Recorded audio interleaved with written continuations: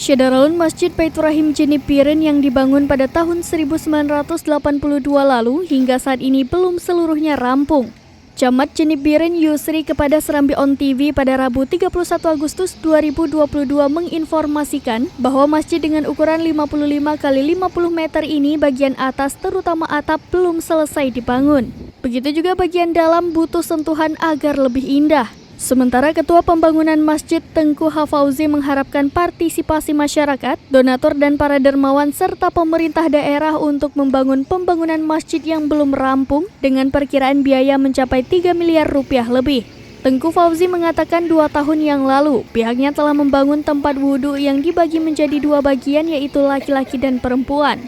Akibat bagian atas masjid yang belum rampung, pada musim penghujan air akan merembes ke dalam masjid, sehingga jamaah merasa tidak nyaman beribadah.